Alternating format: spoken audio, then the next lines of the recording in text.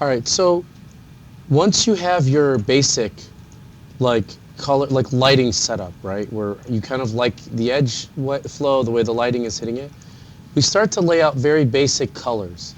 So what I do is above layer 1, I make a new layer here, new empty layer, and I just call this whatever it is. So for example, this would be a drawer. That would be these drawers here. And I'm going to go ahead and hit 4 on my keyboard. So what it is 1 is paintbrush, 2 is eraser, right? 2 is eraser, 3 is stencil, 4 is this really cool feature called polygon fill. And you'll notice over here that there's different features. We can actually fill the individual triangles. So if I select like my orange color, something like this from my dresser, right? And I select this first option, I can actually click on like a little bit of the triangular area, right? So something like this or whatever. Oh, actually I have a fill layer on top. So I'm actually filling those triangles. Go ahead and delete your fill layer, guys, this one. Just click on it and hit delete. We don't need it for now. So that's the layer that was above it. So you can actually fill in the triangles. What I like to do for the drawer layers, I go to and then there's this one, which is polygon fill, which will just fill an individual polygon like that. See that? Instead of the triangle. One that's really good, I'm going to go ahead and undo all of those, that I like a lot is, and again, you could do it in either view, 2D or 3D, is the last option, which is the complete polygon fill. This will fill the entire geometry.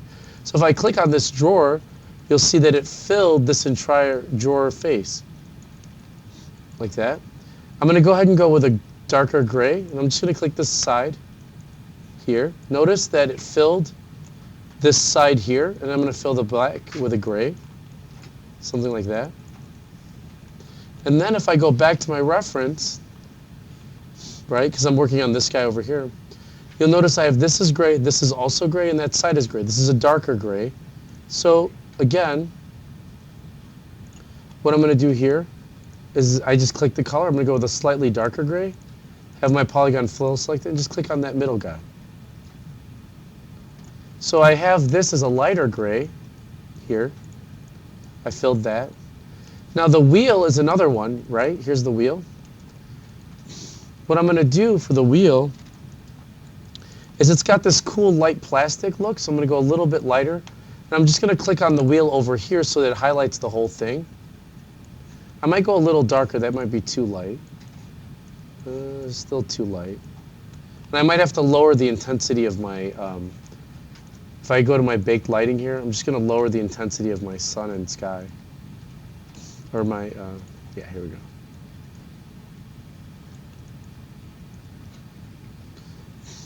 And I might make my ground color a little more muted like that. There we go. And again, you're always going to kind of adjust this a little bit.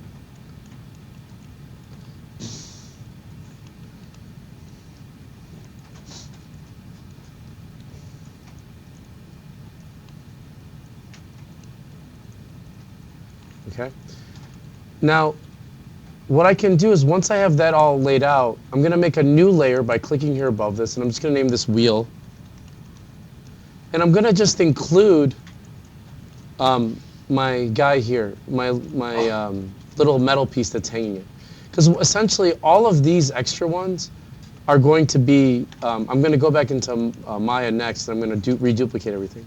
So let's take a look at the way that wheel looks in my reference. Actually, it's pretty dark, and then it has a silver strip here, and it has a blue marking here. Okay?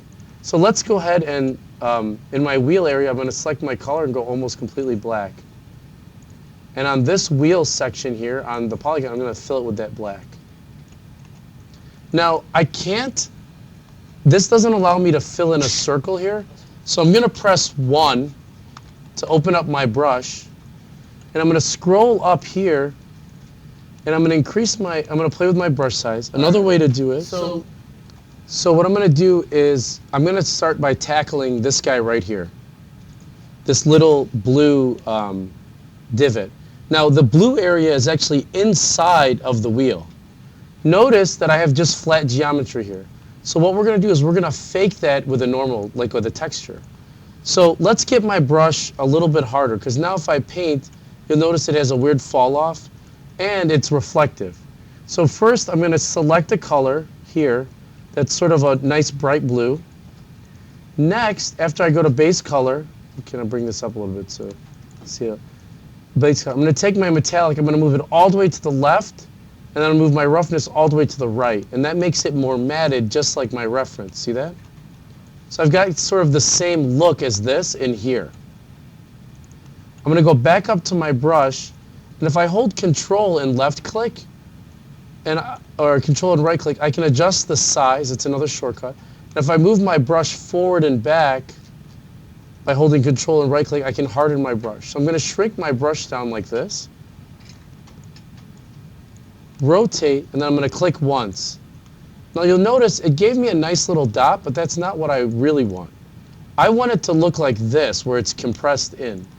Well, inside of Substance Painter, there's an option called Height. I'm going to move that all the way to the left, and I'm going to click once, and you'll notice that it now added height, or it compressed it. And because my UVs are overlapped here, you can see that it put it on both sides. All right, I'm going to hit 4 again, and I'm going to select that gray, and I'm going to fill this thing here. I'm going to hit 1 for my brush, and I'm just going to select that same gray, and I'm going to shrink my brush size, and I'm just going to paint in.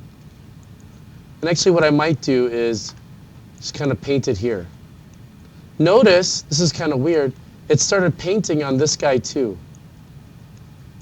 The reason is you want to make sure that when you're painting, you're not on alignment, it's in the brush settings, you're on UV.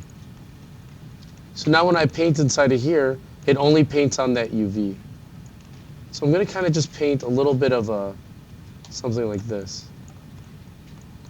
Also, like I'm gonna go just a little tinier, just a small divot.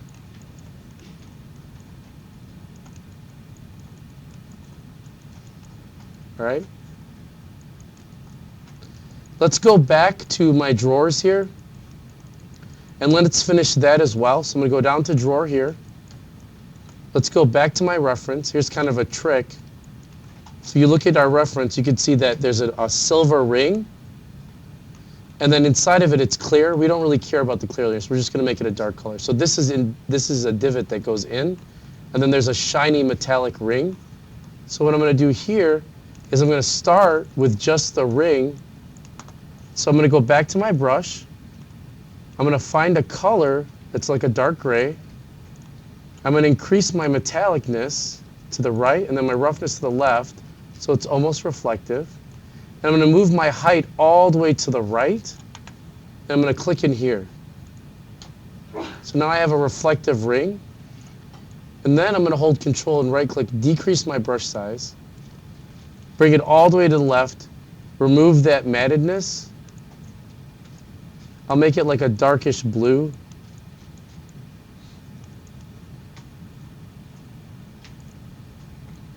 And you can see now I have a matted black with a reflective ring. I'm going to do the same thing for this area in here. But the trick is, if I want to get this exact same effect, if I just click my eyedropper on it, it'll copy all of those same attributes. Oops. Or you can just hit P on your keyboard. See that? So I'm going to click here, hold Shift. Let's go a little bit smaller. Click here, hold Shift. Control Shift snaps it. Decrease my brush size, hold P, select this guy. Oops. Hit P once, select this guy. Click once, hold Control Shift. And there's that.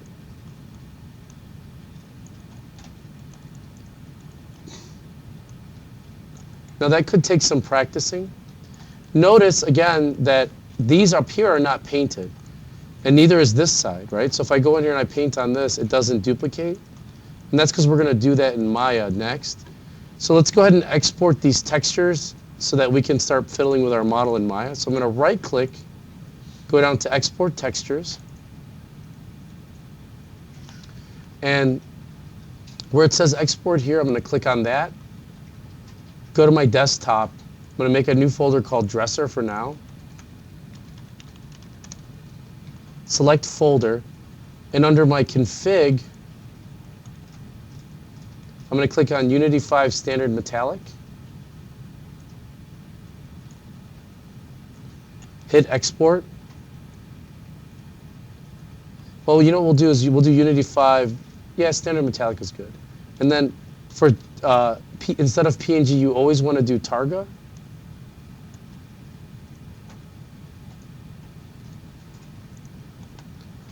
And then, let's see, one last step is the size. 2048 is good. I'm going to hit Export. And I'm going to hit OK. And then we'll look at this in Maya next.